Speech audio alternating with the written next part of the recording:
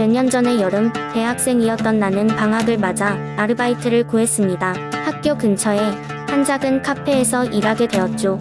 카페는 오래된 건물의 2층에 있었는데 낮에는 해가 잘 들어오고 한적해서 공부하는 학생들이 많이 찾는 곳이었습니다. 일이 어느 정도 손에 익었을 때쯤 마감조를 맞게 되었습니다. 그날은 날씨가 유독 흐렸고 늦은 오후가 되자 비가 내리기 시작했습니다. 손님은 거의 없었고 카페는 조용했죠. 마감 시간이 되어 마지막 손님이 나가고 나는 혼자 모든 마무리를 하고 있었습니다. 커피 머신을 닫고 카운터를 정리하던 참이었는데 누군가의 시선이 느껴졌습니다. 등 뒤쪽에 창문이 있는 방향이었지만 비가 와서 창문이 흐려 아무것도 보이지 않았습니다. 막연한 불안감이 들어 몸을 돌려 확인했지만 아무도 없었습니다. 그냥 내 기분 탓이겠거니 하고 청소를 계속했습니다. 그런데 집에 가려고 불을 끄고 문을 잠그려는 순간 카페 안쪽에 있는 화장실 문이 약간 열려 있다는 걸 발견했습니다. 화장실 문은 항상 닫아두는 게 규칙이었는데 내가 깜빡하고 안 닫았나 싶었습니다. 그 순간에도 여전히 누군가의 시선이 느껴졌고 소름이 돋았습니다. 할 수 없이 화장실이 있는 쪽으로 걸어가 문을 닫으려고 했습니다. 그런데 다가갈수록 문틈 사이로 어슴푸레한 그림자가 움직이는 게 느껴졌습니다. 마치 누군가 안에 숨어있는 것처럼요. 심장이 철렁 내려앉았지만 용기를 내어 문틈을 활짝 열어젖혔습니다. 그런데 문을 열자마자 아무것도 없었습니다. 화장실은 분명 비어 있었습니다. 이상하다는 생각에 얼른 문을 닫고 카페를 나서면서 단단히 문을 잠갔습니다. 그날 밤 집에 도착해도 그 기분이 사라지지 않았습니다. 침대에 누워도 계속해서 누군가의 시선이 느껴지고 그림자가 떠오르면서 잠을 이룰 수 없었습니다. 며칠 후 다시 마감을 하던 중에 손님으로 온 어느 중년 여성이 조용히 내게 물었습니다. 여기 혹시 2층에 무슨 일 있었나요? 잠시 당황한 나는 그런 것 없습니다. 라고 대답했습니다. 그녀는 무언가를 더 말하려다가 머뭇거리며 그냥 커피를 받아 나갔습니다. 그날 이후로도 종종 이상한 일이 계속되었습니다. 문득 지나가듯 시야 끝에서 그림자가 보인다거나 아무도 없는데 누군가 혼잣말을 하듯 귓가에 속삭이는 소리가 들리기도 했습니다. 그러다 얼마 지나지 않아 그 카페는 갑작스럽게 리모델링에 들어가게 되었고 나는 그만둘 수밖에 없었죠. 얼마 뒤 친구와 술자리에서 그 카페 이야기를 하게 되었습니다.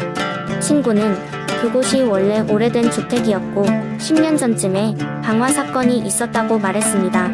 그 일로 인해 건물 곳곳에는 대피하지 못한 사람들이 있었다고 했죠. 그 이야기를 듣자 온몸에 소름이 돋는 걸 느꼈습니다. 카페에 화장실에서 느꼈던 시선과 그림자, 그리고 귓가에 들리던 속삭임이 그때 있었던 사람들의 잔향이 아니었을까 하는 생각이 들었습니다. 이후로 다시는 그 카페에 발길을 돌리지 않았고 지금도 그 기억은 생생하게 남아있습니다. 두 번째 이야기 어느 한적한 시골 마을에 사는 20대 초반의 대학생 지훈은 여름 방학을 맞아 오랜만에 고향 집에 내려갔다. 바쁘게만 살아가던 도시 생활과는 다르게 고향 집은 시간이 멈춘 듯 고요하고 평화로웠다. 마을 사람들은 여전히 친절했고 풍경은 예전 그 모습 그대로였다. 이런 환경에서 며칠을 지낸 지훈은 자신이 어릴 적 자주 산책하던 뒷산으로 올라가고 싶어졌다. 그곳은 언제나 그의 마음을 편안하게 해주었던 장소였고 도시에선 잊고 지냈던 자연의 냄새와 감촉을 다시금 느끼고 싶었다. 어느 날 해가 저물기 전에 지훈은 가벼운 살림으로 산책을 떠났다. 산길을 걷다 보니 예전과는 조금 달라진 풍경이 눈에 들어왔다. 더 이상 사용하지 않는 듯한 낡은 폐가가 하나 있었는데 그건 자신이 어릴 적 자주 보던 집이었다. 기억으론 그 집에 어느 할아버지가 혼자 살고 계셨던 것 같은데 이젠 폐가처럼 보였다. 호기심 많던 지훈은 그 집안을 들여다보기로 마음먹었다. 부서진 담장을 넘고 조심스레 집 안으로 들어갔다. 쓸쓸한 기운이 감도는 그곳에서 먼지를 뒤집어 쓴 가구들과 바닥에 흩어진 종이 조각들을 발견했다. 창문을 통해 들어오는 빛이 희미하게나마 실내를 밝혀주고 있었다.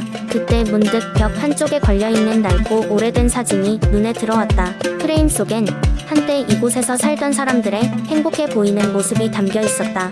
그런데 사진의 가장자리 쪽에 흐릿하게 찍힌 그림자 같은 것이 눈에 띄었다. 지호는 이상한 기분이 들었지만 그냥 남겨진 그림자라고 생각하고 대수롭지 않게 넘겼다. 지호는 산책을 마친 후 무거워진 기분을 털어낼 겸 친구들에게 그날의 경험을 이야기했다. 그런데 그중 한 친구가 놀란 얼굴로 물었다. 그 집, 너 그 안에 들어갔다고? 그 친구의 이야기를 듣고 나서야 지호는 그 집에 얽힌 소문을 떠올려냈다. 그 집에서 혼자 살던 할아버지가 어느 날 자취를 감췄고 그 이후로도 수년간 그 누구도 그 집에 발을 들여놓지 않았다고 했다. 마을 사람들 사이에선 그 집이 귀신 들렸다는 이야기가 떠돌았다. 종종 밤중에 그 집에서 희미한 빛이 새어나오거나 의문의 소리가 들린다는 것이다. 그날 밤 지호는 잠을 이루지 못했다. 낮에 본 폐가의 모습이 자꾸만 떠올랐다. 결국 지호는 다시 그곳으로 가기로 결심했다. 이번에는 뭔가 제대로 확인해야겠다는 생각이 들었다. 밤이 깊어가던 시각 지호는 손전등 하나만 들고 폐가로 향했다. 어둠 속에 홀로 서 있는 그 집은 낮과는 전혀 다른 불길한 분위기를 풍겼다. 용기를 내어 들어간 집은 나처럼 조용했지만 왠지 모르게 다른 기운이 느껴졌다. 그는 손전등 불빛을 이리저리 비추며 방안을 살피다 낮에 보았던 그 사진 앞으로 다시 다가섰다. 그때였다. 등 뒤에서 누군가의 기척이 느껴졌다. 심장이 덜컥 내려앉은 지우는 얼어붙은 채 뒤를 돌았다. 그리고 그곳에 서 있는 흐릿한 형체를 보았다. 그 형체는 마치 한때 그 집의 주인이었던 할아버지의 일그러진 모습 같았다. 지우는 숨도 쉴 수 없을 만큼 놀라 도망치기 시작했다. 어렵게 집으로 돌아온 그는 다음날 아침이 되어서야 다시 친구들에게 그 이야기를 털어놓을 수 있었다. 하지만 그 누구도 그 이야기를 믿지 않고 웃어넘겼다. 그러나 지훈의 얼굴엔 여전히 두려움이 남아있었고 그날 이후로 그는 다시는 그 집 근처에 가지 않았다. 지훈은 여전히 그날 밤의 경험이 꿈인지 현실인지 모르겠다. 하지만 그 일 이후로 그의 마음속엔 알 수 없는 두려움이 자리 잡았고 고향을 떠난 이후로는 그 마을로 돌아간 적이 없다고 한다.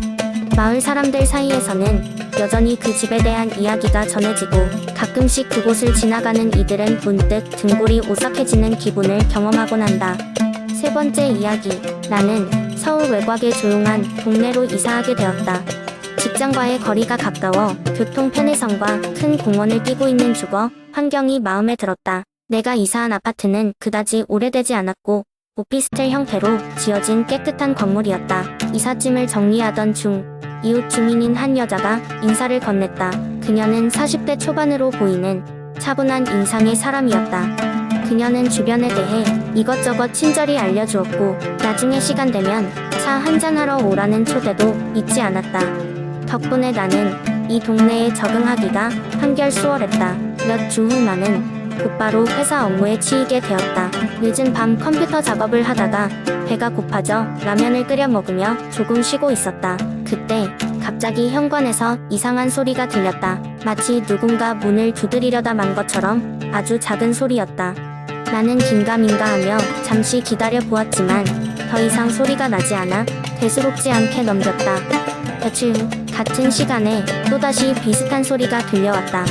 이번에는 조금 더 컸다. 나는 불안한 마음에 현관문을 열어보았지만 복도에는 아무도 없었다. 조금 으스스한 느낌이 들었지만 마침 그날 회사에서 스트레스를 많이 받아서 그런가 보다 하고 넘기기로 했다. 그러던 어느 날 퇴근 후 집에 돌아오니 누군가 내 우편함에 쪽지를 넣어두었다.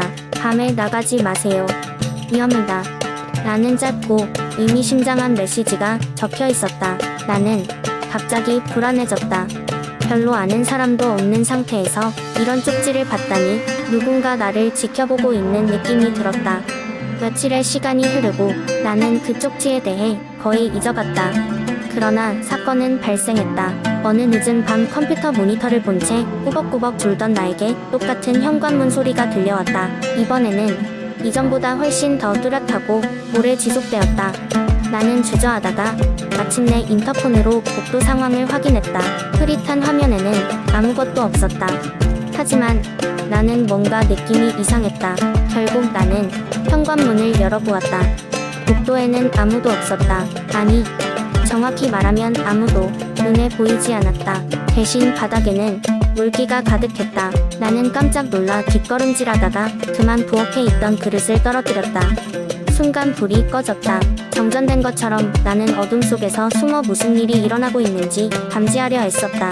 이윽고 다시 불이 들어왔을 때 나는 내 앞에 웅크린 채로 앉아있는 인물을 발견했다. 아니, 사람 같지는 않았다. 희미한 형체만이 어렴풋이 보였다. 나는 숨이 막힐 것 같은 공포감에 휩싸였다. 그 형체는 천천히 나를 향해 다가오며 무거운 숨소리를 내뱉었다. 나는 뒤도 돌아보지 않고 방으로 달려가 문을 잠갔다. 하지만 그때 방 안에 있던 거울을 보았을 때 믿을 수 없는 광경이 펼쳐졌다. 거울 속에는 다른 누군가가 서 있었다. 바로 몇 주 전 인사를 건넨 그 여성이었다.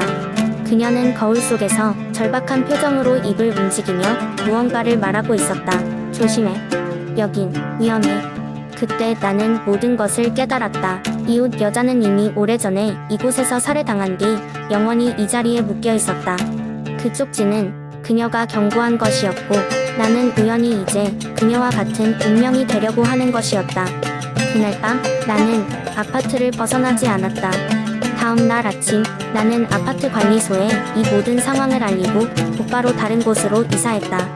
그리고 그 여자의 조언을 듣지 않은 나의 무모함에 깊은 죄책감을 느꼈다. 그 이후로 나는 그녀를 다시는 보지 못했다. 내가 살던 아파트에서는 그날 밤 이후 다른 이상 현상이 보고되지 않았다. 하지만 소문에 의하면 나는 그 아파트에서 마지막으로 그녀와 접촉했던 사람이 되었다고 한다.